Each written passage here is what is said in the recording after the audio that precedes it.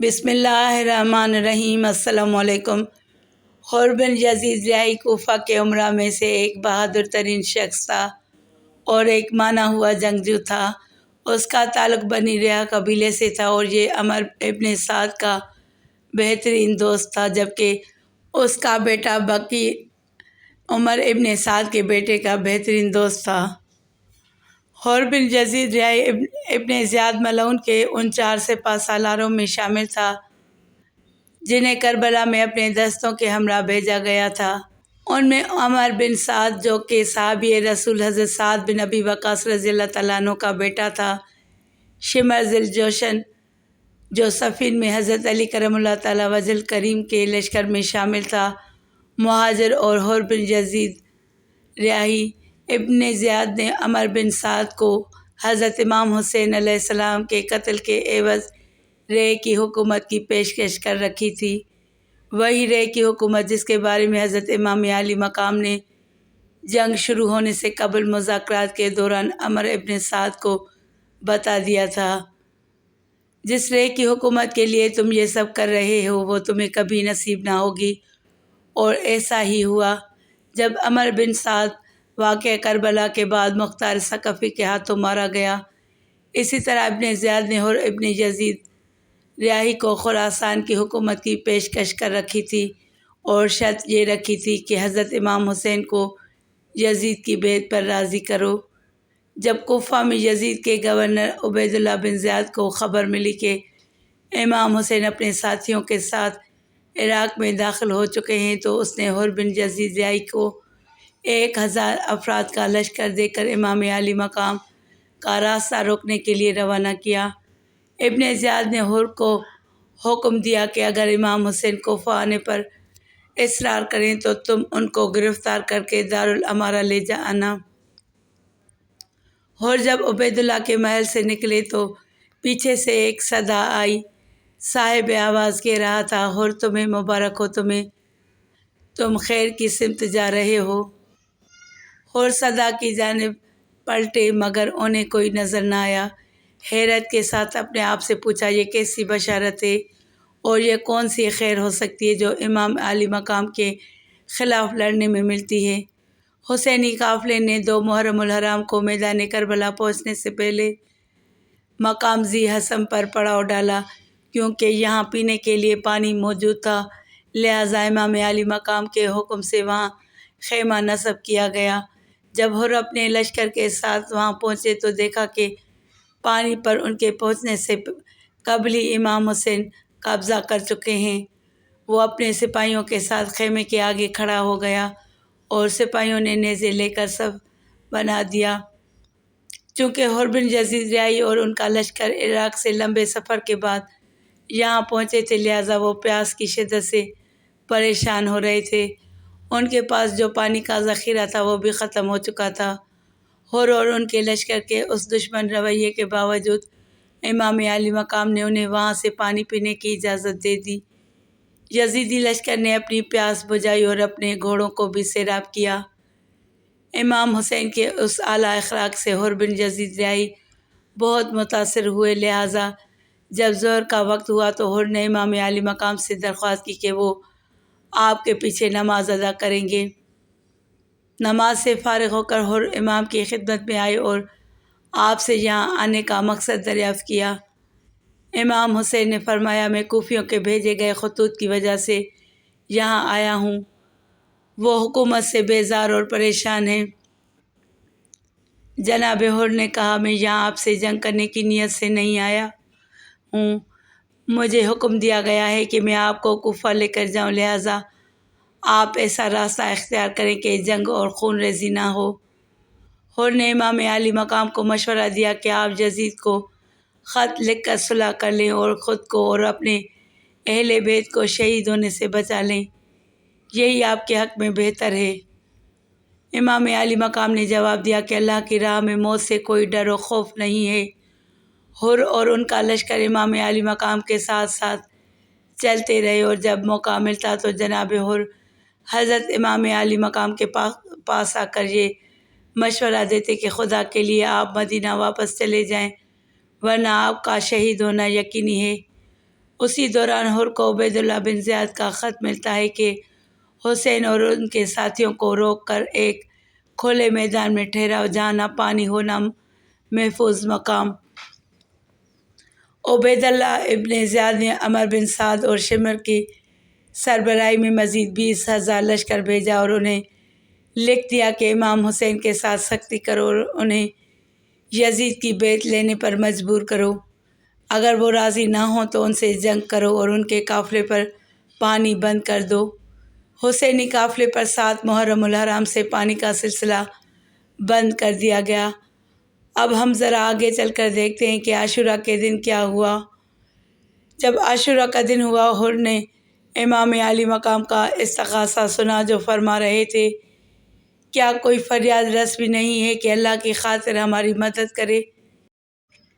کیا کوئی بھی مدافع نہیں ہے جو رسول اللہ صلی اللہ علیہ وسلم کے حرم کا دفاع کرے؟ حر عمر بن سعد کے پاس پہنچے اور کہا، کیا واقعی تم امام عالی مقام کے خلاف لڑنا چاہتے ہو؟ عمر نے کہا، ہاں لڑنا چاہتا ہوں۔ حر نے پوچھا، تم امام عالی مقام کی اس تجویز سے اتفاق کیوں نہیں کرتے کہ وہ واپس حجاز لوٹ کر چلے جائیں؟ عمر ابن سعد نے کہا، اگر اختیار میرے پاس ہوتا تو میں امام کی تجویز سے اتفاق کرتا، لیکن یزید کا گورنر عبیداللہ بن زیاد اسی طرح راضی نہیں ہوتا۔ جناب حر کو اب یقین ہو چکا تھا کہ یزیدی لشکر حضرت امام حسین کو قتل کرنے کا ارادہ رکھتا ہے۔ عاشورہ کی رات آ پہنچی۔ اس رات جناب حر بے چین اور پریشان تھے۔ آپ کے دل میں بار بار یہ خیال آ رہا تھا کہ میں نے یہ کیا کیا؟ میں نے سیدہ فاطمہ کے بیٹے کو کس مقام پر پہنچا دیا؟ جناب حر کا ضمیر بار بار انہیں کوس رہا تھا۔ جناب حر نے سوچا کہ میری ہی وجہ سے آج حسینی قافلہ اس حالت میں ہے کہ اہل بیت رسول کے بچے بھوکے اور پیاسے ہوں گے۔ جناب حر اس کشمکش میں تھے کہ کیا مجھے اس مٹھی بھر لوگوں کا ساتھ دینا چاہیے جن کے امام جنت کے سردار ہیں، یا اس عظیم لشکر کا جس کا سردار عیاش اور بے دین یزید ہے۔ یہ رات فیصلے کی رات تھی، وقت کم تھا۔ آخرکار اندھیرا اور تاریکی ختم ہوئی۔ معرکہ کے صبح جناب حر فیصلہ کر چکے تھے۔ حر اپنے گھوڑے پر سوار ہوئے اور مخالف سمت کی طرف جانے لگے۔ روایتوں میں آتا ہے کہ مہاجر بن اوس حر کے ہمراہ تھا۔ پوچھنے لگا، کیا سوچ رہے ہو؟ کیا حسین پر حملہ کرنا چاہتے ہو؟ حر نے جواب نہ دیا جبکہ ان کا پورا بدن کانپ رہا تھا۔ مہاجر نے کہا، خدا کی قسم کہ میں نے کبھی بھی تمہیں اس حال میں نہیں دیکھا ہے۔ اگر کوئی مجھ سے پوچھتا کہ کوفہ کا دلیر ترین مرد کون ہے تو میں تمہارا نام لیتا۔ حر نے جواب دیا، واللہ میں اپنے آپ کو جنت اور دوزخ کے درمیان دیکھ رہا ہوں۔ مجھے ان دو میں سے کسی ایک راستے کا انتخاب کرنا ہے۔ اس کے بعد حر نے گھوڑا دوڑایا اور امام عالی مقام کے خیمے کی جانب پہنچے۔ قریب پہنچ کر ہتھیار پھینک دیا اور اپنے گھٹنے ٹیک کر زمین پر خود کو گرا دیا اور زار و قطار روتے ہوئے امام عالی مقام سے معافی مانگنے لگے۔ جناب حر نے کہا، اے حسین، میں نے ہی آپ کی واپسی کا راستہ بند کیا اور آپ پر سختی کی، کیونکہ میں ہرگز تصور نہیں کرتا تھا کہ یہ لوگ آپ کی تجویز سے اتفاق نہیں کریں گے اور معاملہ یہاں تک پہنچے گا۔ اللہ کی قسم، اگر مجھے یہ سب معلوم ہوتا تو ہرگز آپ کا راستہ بند نہ کرتا اور آپ کو نہ روکتا۔ اس وقت میں اپنے کیے پر پشیمان ہوں۔ کیا میرے لیے کوئی سزا ہے؟ امام عالی مقام نے انہیں اپنے بازوؤں میں سمیٹا اور فرمایا، حر، میں نے تمہیں معاف کیا اور یقین دلاتا ہوں کہ میرے نانا بھی تمہیں معاف کریں گے۔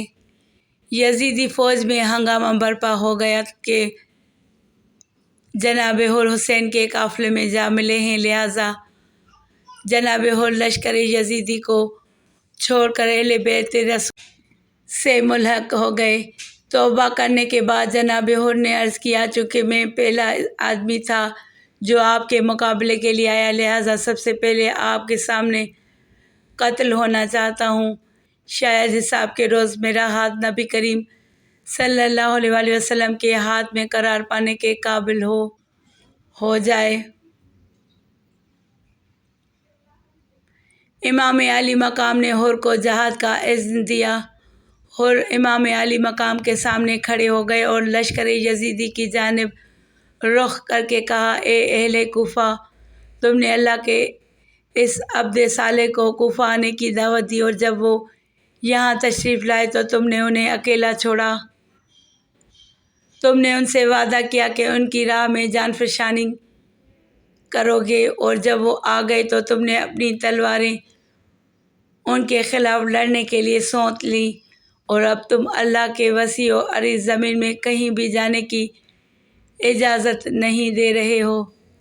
یہود و نصارہ اور مجوسی فرات کے پانی سے سیراب ہوتے ہیں، مگر تم نے ان کی خواتین، بچیوں اور خاندان کو اس پانی سے محروم کیا۔ اللہ روز قیامت کو تمہاری پیاس نہ بجھائے اور تمہیں سیراب نہ کرے، کیونکہ تم نے نبی اکرم صلی اللہ علیہ وآلہ وسلم کی حرمت کا پاس نہیں رکھا۔ منطق و عقل سے عاری یزیدی فوج حر کی باتوں کو مزید برداشت نہیں کر سکتی تھی، چنانچہ انہوں نے جناب حر پر تیروں کی بارش کر دی۔ پس حر نے رجز خوانی کا آغاز کیا اور دشمن کے لشکر پر حملہ کیا۔ حر نے لڑنے کا حق ادا کیا اور بے شمار یزیدیوں کو واصل جہنم کیا، تاکہ یزیدیوں نے اپنے پرانے جواں مردانہ انداز میں یکبارگی سے ان پر حملہ کیا اور انہیں شہید کر دیا۔ جب امام عالی مقام کے ساتھیوں نے ان کے جنازے کو امام حسین کے سامنے پیش کیا تو آپ میت کے سرانے بیٹھ گئے اور ان کے چہرے پر خون کو صاف کرتے ہوئے فرمانے لگے، حر تم اسی طرح آزاد ہو جیسے تمہاری ماں نے تمہارا نام حر رکھا تھا، جبکہ تم دنیا اور آخرت میں بھی آزاد ہو۔ اللہ تعالیٰ کی ان پر بے شمار رحمتیں نازل ہوں، آمین یا رب العالمین۔ ویڈیو کو لائک کر کے چینل کو سبسکرائب کریں اور گھنٹی کے نشان کو دبائیں تاکہ میری آنے والی ویڈیوز ملیں۔